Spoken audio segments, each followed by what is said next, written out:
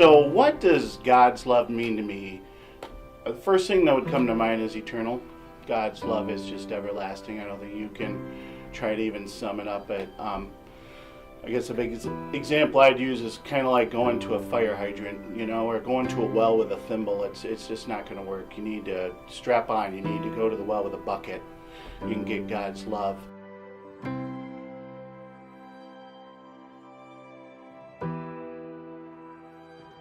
God's love means grace. Definitely grace. And when I mean grace, humble grace comes to mind. And that grace came to me probably when I was about 27 years old, which is a little while ago.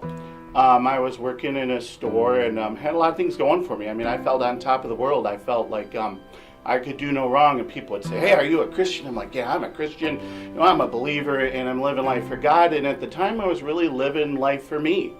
I was looking for the glory. It wasn't God's glory. I was looking for the prestige. And I got humbled by God.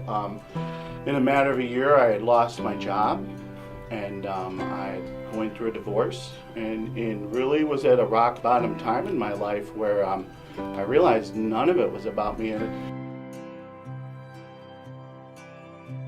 Blessed to be God's love also is bringing people into your life that care. And God had blessed me with a mentor, and his name was Gary. And I just remember Gary keep going, "John, you need God." And I'm like, "I have God. I've been believing in God my life." And he goes, "No, you need God."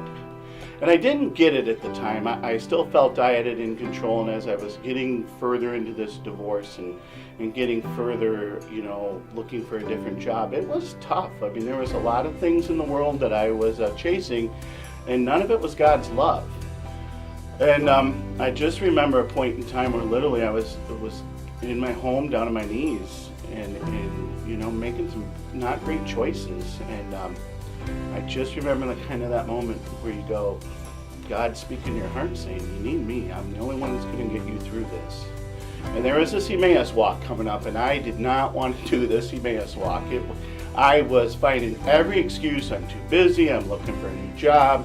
Right now is not the right time. I'm going through this divorce, and trust me, when God wants you to do something, he'll remove every barrier and every excuse. And so it was last minute, and this Emmaus walk was going to start on Thursday, and the Monday before, Gary comes back to me, "You need to be there.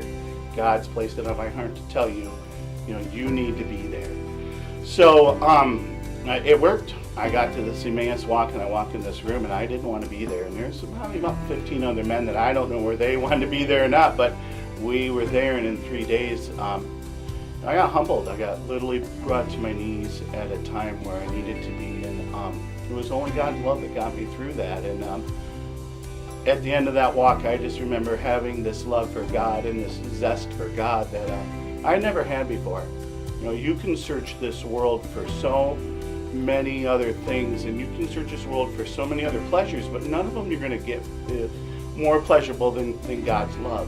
And it's tough to accept that love when you don't want to. There's times where you can sit there and just totally, refuse it and be stubborn and be just, "God, I'm mad at you. I don't want your love right now." And he gives it to you double dose.